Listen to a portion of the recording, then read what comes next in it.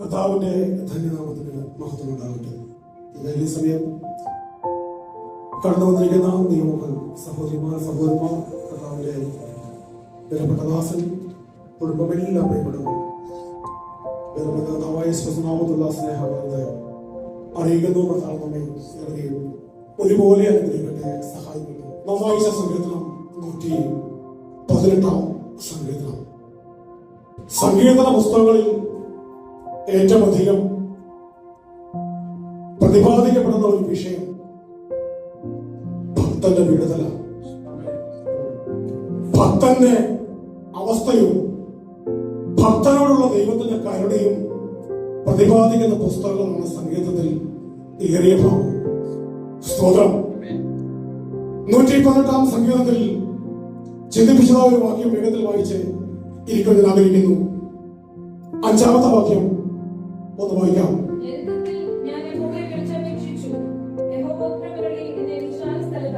ആമേൻ.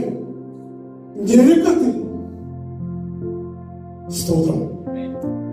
ഒന്ന് പറയട്ടെ. പ്രാരംഭത്തിൽ ഇവിടെ ഇന്ന് സന്ധ്യയിൽ കടന്നു വന്നിരിക്കുന്ന ആരും, സ്തോത്രം, പൂർണ്ണമായും കർത്താവ് മാത്രമാണ് എനിക്ക് ആശ്രയം. ഞാൻ അപേക്ഷിച്ചാൽ എനിക്ക് വേണ്ടി പ്രവർത്തിക്കുന്ന ഒരു ദൈവം ഇറങ്ങി വരും എന്നുള്ള വിശ്വാസത്തിലും പ്രതീക്ഷയിലും പ്രത്യാശയിലും ഇന്ന് സന്ധികൾ ഇവിടെ കൂടെ വന്നിരിക്കുമ്പോൾ ഓർക്കണമേ, സ്തോത്രം, പഴയ അവസ്ഥ മറന്നു പോകരുത്. സ്തോത്രം. ഞെരുക്കത്തിലൂടെ ഞാൻ നീയും കടന്നു പോകുന്ന നാളുണ്ടായിരുന്നു. സ്തോത്രം. ഞെരുക്കത്തിൽ നിന്നെ വിടുവിച്ച യഹോവ, ഞെരുക്കത്തിൽ ഇരുന്നപ്പോൾ നിനക്ക് വിശാലത കർത്താവ്. സ്തോത്രം.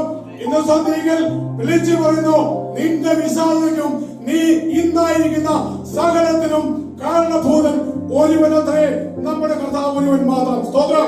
എനിക്കും നിങ്ങൾക്കും വേണ്ടിയും വില കൊടുത്ത ഒരുവനുണ്ട്. സ്തോത്രം. ആർക്കും തോന്നാതിരുന്ന കരുണ, ആർക്കും തോന്നാതിരുന്ന ദയ എനിക്ക് വേണ്ടി നിങ്ങൾക്ക് വേണ്ടി അവൻ കാൽവരിയിൽ കാണിച്ചുവെങ്കിൽ, അവൻ, സ്തോത്രം, എനിക്കും നിങ്ങൾക്കും വേണ്ടി അവനെ ഹല്ലേലൂയ അവന്റെ അവസാനത്തുള്ളി രക്തവും ചിന്തിയെങ്കിൽ അതിന്റെ ഫലമായി ഇന്നും ഞാനും നിങ്ങളും ജീവിതത്തിൽ അനുഭവിക്കുന്ന വിശാലതയ്ക്ക് എത്ര നന്ദി പറഞ്ഞാൽ മതിയാകും. സ്തോത്രം. എനിക്ക് വിശാലത വെച്ചത് എന്റെ ദൈവമാണ്. എനിക്ക് വിശാലത വെച്ചത് എന്റെ കർത്താവ്. അല്ലാതെ ഈ ലോകത്തിലെ ഒരു കുട്ടി ദൈവമല്ല. സ്തോത്രം. എന്റെ വീട്ടുകാരല്ല, എന്റെ ബന്ധക്കാരല്ല, ഒരുത്തരുമല്ല. തന്റെ ഇടത്തോടെ വിളിച്ചു പറയാൻ സാധിക്കും. സ്തോത്രം. യഹോവ എന്നെ വിശാലതയിലേക്ക് എത്തിച്ചു. സ്തോത്രം.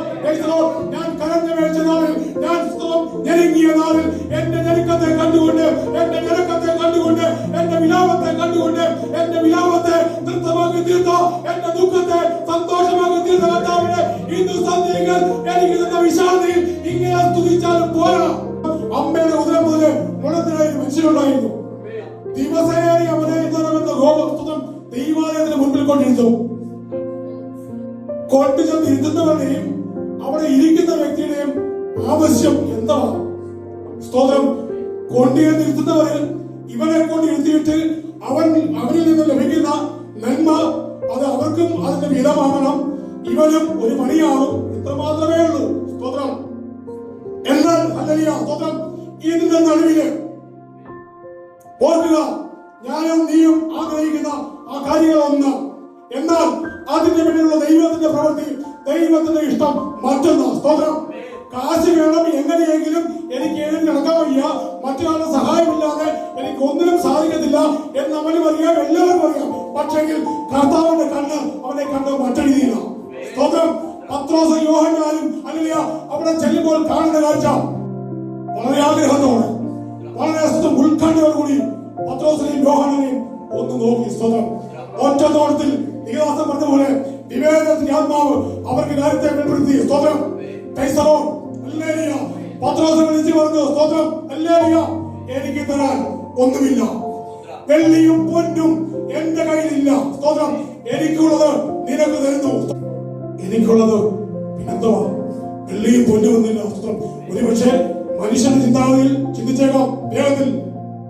പക്ഷെങ്കിൽ അവർ പറഞ്ഞു, സംഘ കൂടാതെ പറഞ്ഞു, സ്തോത്രം, കർത്താവായ യേശുക്രിസ്തുവിന്റെ നാമത്തിൽ എഴുന്നേറ്റ് നടക്കുക എന്ന് പറഞ്ഞ ഒറ്റ വാക്കിൽ അവന്റെ മണന്ന് മാറി. അവൻ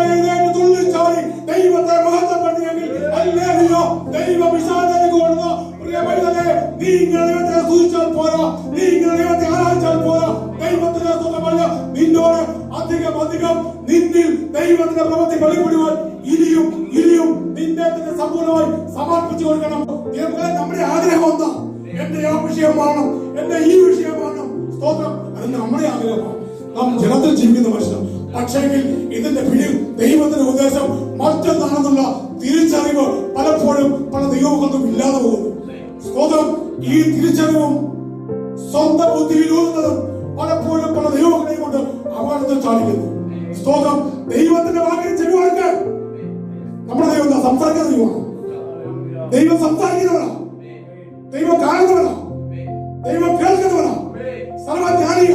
അവന്റെ മുമ്പിൽ പറഞ്ഞിരിക്കുന്ന ഒന്നുമില്ല. എന്റെയും നിന്റെ ഹൃദയത്തിലെ ചിന്തകളെയും ഉൾപ്പുകളെയും ആരാധനയോ എനിക്ക് നിനക്ക് വേണ്ടി അല്ല ഇന്ന് സന്ധ്യയിൽ ഒരുക്കി വെച്ചിരിക്കുന്നത് പ്രാപിക്കുവാൻ വേണ്ടി ഈശാദിലേക്ക് ഞാൻ നീ പോകുമ്പോൾ കടന്നു വന്ന പഴയ കാലത്തെ മറന്നു പോകരുത്. പഴയ കാലത്തെ പറ്റി മറന്നു പോകരുത്. പഴയ കാലങ്ങളിൽ ദൈവം നിന്നെ സൂക്ഷിച്ചില്ല. സ്വന്തം എന്തിനാൽ അല്ല വരും കാലങ്ങളിൽ നിന്നെ കൊണ്ട് കർത്താവിന് ആവശ്യമുണ്ട്. അന്നേ സ്വന്തം പാട്ടുപാടം പറഞ്ഞതുപോലെ അന്നേ മരിച്ചു പോയെങ്കിൽ ദൈവമേ ഞാൻ ചെന്നെത്തിയാലേ ഞാൻ കേൾപ്പിക്കാവുന്ന ദൈവത്തിനെ സൂക്ഷിച്ച് നിന്നെ കൊണ്ട് ചിലർക്ക് ദൈവത്തിന് ചെയ്യെടുക്കാറുണ്ട്. സ്തോത്രം. നമുക്കൊന്ന് ഒരുങ്ങാം. കർത്താവിന് ഒരുങ്ങാം. നമ്മളതിന് താഴ്ത്തി സമർപ്പിക്കാം. അങ്ങേറ്റത് വിളിച്ചു വന്ന് കർത്താവാണ് എന്റെ സകല വിശാലത്തിന് കാരണം. അല്ലയ്യ ഒന്നുമില്ലാത്തവനായിരുന്നു എന്നെ, വെറും സൂര്യനായിരുന്നു അല്ലയ്യ ഒരു വലിയ വിശാലത്തെ കൊണ്ടുവന്നത് എന്റെ ദൈവം മാത്രമാണ്. ആ ദൈവത്തിന്റെ കാര്യത്തിൽ അമ്മയത്തിന്റെ സമ്പൂർണ്ണമായി സമർപ്പിച്ചു വെച്ചുകൊണ്ട് ഈ വർദ്ധത്തിലുള്ള പ്രത്യാശയും മുൻപോട്ട് പോകാൻ കർത്താവിനെ അദ്ദേഹം സഹായിക്കട്ടെ. അതുകൊണ്ട് ഓർഡർ ചെയ്തു കർത്താവിനെ സഹായിക്കട്ടെ.